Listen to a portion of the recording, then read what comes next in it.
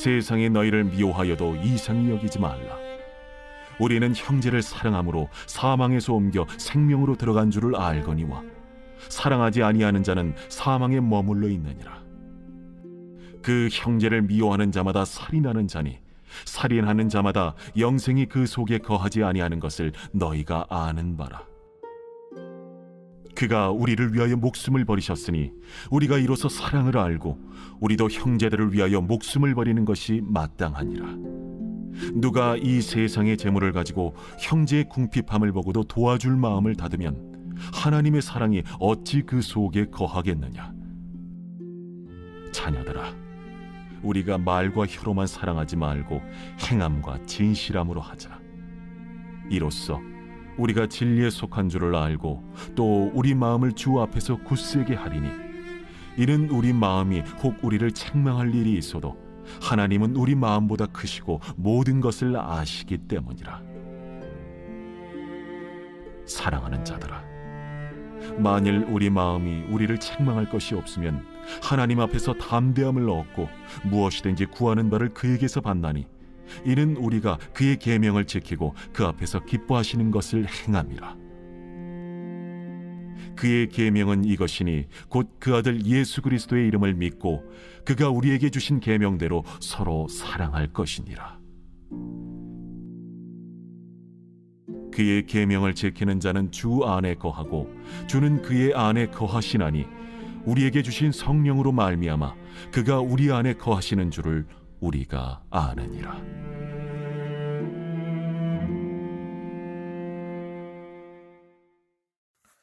할렐루야.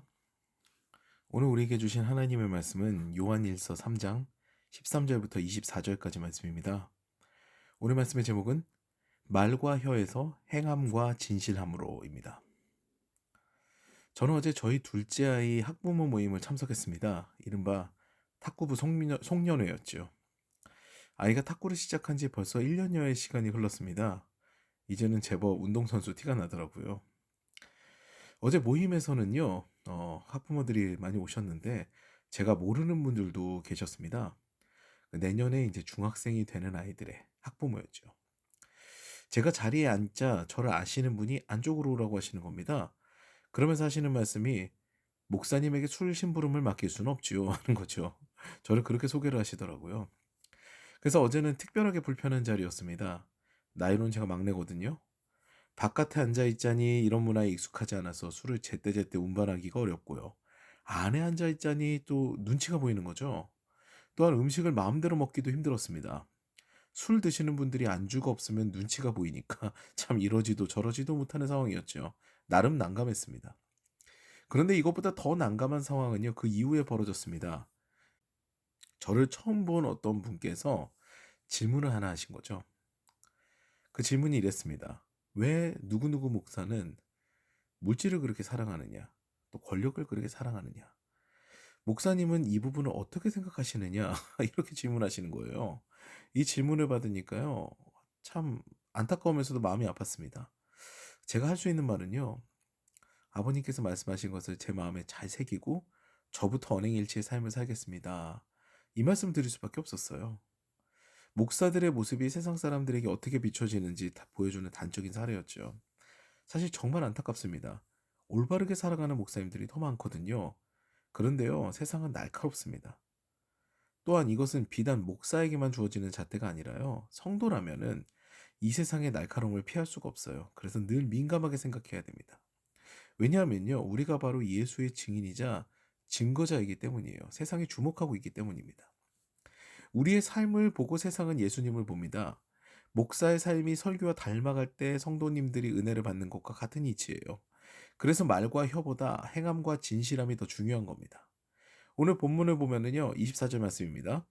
그의 계명을 지키는 자는 주 안에 거하고 주는 그의 안에 거하시나니 우리에게 주신 성령으로 말미암아 그가 우리 안에 거하시는 줄을 우리가 아느니라. 이렇게 말씀하십니다. 주님께서 우리의 마음에 좌정하시고 우리가 진정한 예수의 사람이 되려면 주님의 계명인 사랑 실천이 선행되어야 한다는 것이죠. 그런데 이것은 말로만 선포되어야 되는 것이 아니라 진정한 행동이 있어야 된다고 주님 말씀하시는 겁니다. 저는 지난 수요일에 강남 세브란스 교직원 성탄 예배 때 특성으로 섬기게 되는 은혜를 누렸습니다. 생명을 살리는 고귀한 일을 하는 분들과 함께 예배를 드리고 찬양을 하게 된 것이 얼마나 감사했는지요. 그런데 더 큰 은혜는요, 그날의 설교자 목사님께서 선포하신 말씀과 그분의 삶이었습니다. 그분은요, 가정이 깨어진 아이들을 양육하는 그런 일을 하시는 분이었어요. 너무 훌륭한 일을 하시는 분이었죠. 그리고 이 사역만 하더라도 참 어려운 사역이고 감사한 일이라는 생각을 했는데요. 제 마음속에 진짜 울림이 있었던 일이 하나 있었습니다. 그것은 예배를 마치고 그분과 식사를 하면서 일어났죠. 목사님께서 식사를 하시면서 이렇게 말씀하시는 거예요. 저는 이 사명을 쭉 해야 할 의무가 있습니다. 그러는 것이죠. 도대체 어떤 동력이 저분을 저 어려운 사역 가운데로 인도하면서 사역을 지속하게 할까? 이렇게 궁금해 하는데요. 목사님께서 사모님 이야기를 하시는 거예요. 청소년들 그룹홈을 4개를 운영하면서 바쁘게 아이들을 양육하다가 사모님이 과로로 쓰러지신 거예요. 그때가 사모님은 또 아이를 잉태하고 있었는데 그 아이가 먼저 하늘나라로 가고 또 얼마 되지 않아서 사모님도 하늘나라로 가셨다고 합니다. 저는 그 말씀을 듣는 순간 밥을 먹을 수가 없었어요. 제 안에서 외침이 있었죠. 아니 목사님, 그게 어떻게 사역을 계속해야 하는 이유가 됩니까? 저 같으면 아무것도 못할 것 같은데요. 이 말이 제 목구멍에서 나오려는 순간 그 목사님께서 조용하게 말씀하셨습니다. 저는 처음에는 아무것도 할 수가 없었습니다. 그룹홈 사역 가운데 아내와 아이가 하늘나라에 갔으니까요. 그래서 이 사역이 하나님의 뜻이 아닌가 생각도 해봤습니다. 그런데 어떤 목사님께서 제게 야단을 치시더라고요. 이 사역을 맡기신 분이 누구이신가? 그리고 더 중요한 거는 나중에 천국 가서 사모님 뵐 때 뭐라고 이야기할 건가? 사모님 목까지 목사님이 열심히 해야 되는 것이 지금 사명 아닌가? 이 이야기를 듣는 순간 정신이 번쩍 들었다는 거죠. 그래서 저는 제 사역을 포기 못합니다. 이렇게 말씀하십니다. 우리는 쉽게 이야기해요. 어떤 상황 가운데서도 주님을 예배하고 주님을 따르겠다고 하죠. 그런데 막상 어떤 상황이 닥치면요. 그 말대로 되기가 쉽지 않아요. 저는 저절로 고개가 숙여졌습니다. 아, 이런 목사님도 계시는구나. 존경이 생겼죠. 우리가 식사하는 도중에 전화가 왔습니다. 어떤 교수님이신데요. 말씀의 은혜를 받고 그 마을을 후원하고 싶다는 이야기였어요.